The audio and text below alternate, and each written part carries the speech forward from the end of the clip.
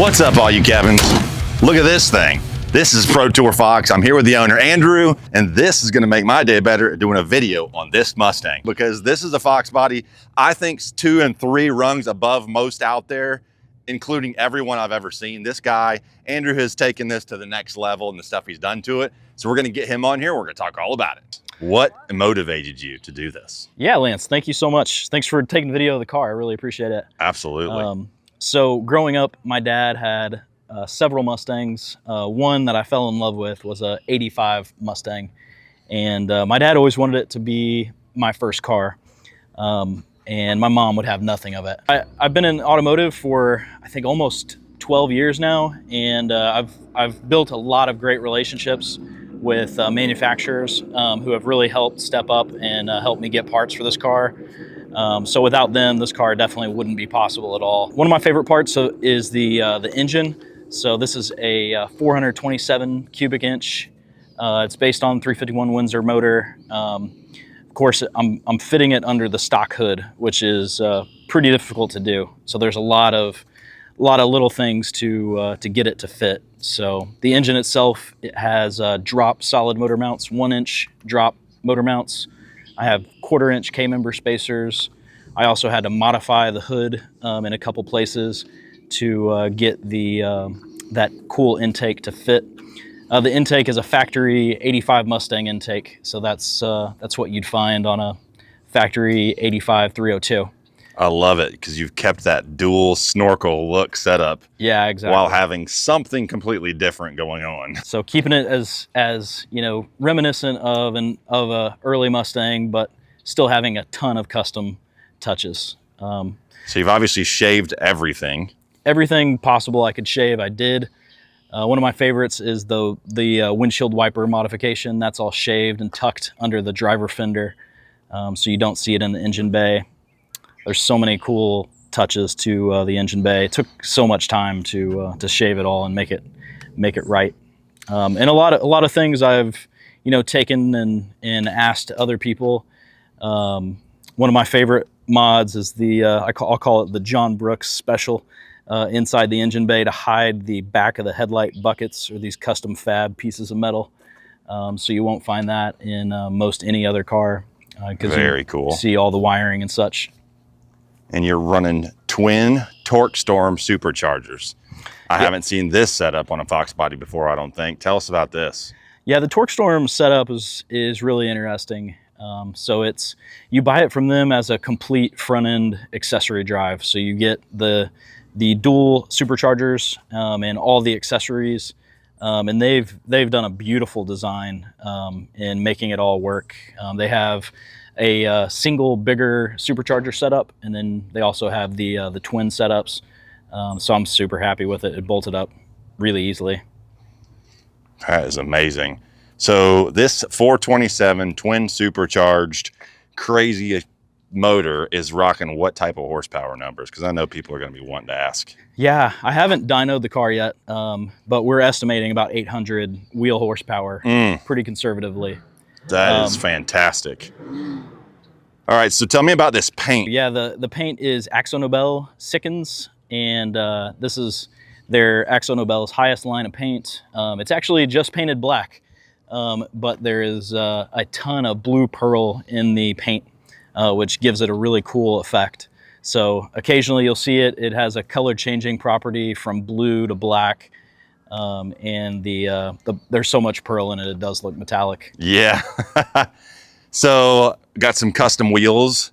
Tell us about those and your brake setup. Definitely, yeah. These are American Racing VN 407. This is a Shelby inspired wheel from American Racing. 18 by 8s in the front, 18 by 12s in the back. And they're wrapped in Continental Extreme Contact sports.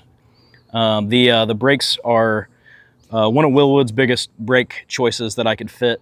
These are, I believe, 14-inch rotors, 6-piston front, 4-piston rear, with utilizing the factory Foxbody parking brake handle. That is insane. I haven't seen a 14-inch kit on the back of a Fox, I don't think, yet. I have 14 inches on my front, but not on the back. That's awesome.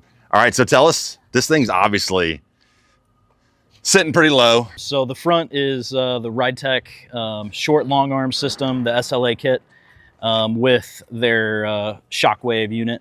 So that replaces a coilover and it's basically an airbag over a shock. And then in the rear, I also have shockwaves in the back and a 3-gallon air system that you can see through the window in the trunk enclosure. The rear, I had a lot of issues trying to get the rear of the car to go as low as I wanted. So we had to do basically like a mini truck sort of bed floor C-notch. So the whole bed floor is removed out of the back of the car, and it's been raised 4 inches to allow the rear axle to come up into the car. Dude, you have just, I'm telling you, that's why I told the people at the beginning, this car, you have thought this thing through at every point and just reimagined so many things that people, I don't think have ever really done on this car. And I think that's incredible. And you've done like so much of the work yourself, obviously. You wrench on it all the time. I love the stuff that you share on social. But, you know, going back to this RideTech and the stuff you did, I mean, was that the initial thought? I mean, it wasn't anything like your dad's. You just wanted to like make your own version and just modernize the heck out of it, right? Exactly. Yeah, exactly. I wanted it to be my own car. And I like all my cars as low as possible. So it's an obvious choice. Nice. All right. So you've also got a custom headliner, trunk liner, everything. Tell us about that. I don't know if the people can see it or not, but we're going to try to get in closer. Yeah, for sure. A lot of my car is influenced heavily by my good friend Tom Clark and his pace car build that he did many years back.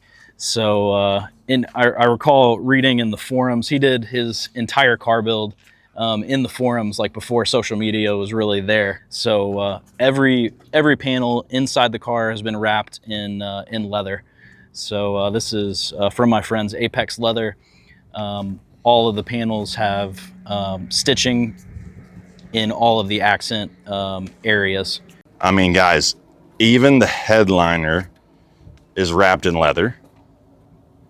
Everything, all the quarter panels, all of it. That's sick, dude. I love it. I mean, even right back here where you normally have other stuff, like you've got leather. All the leather. And then you've got a little bit of sound going on. Gotta have the music.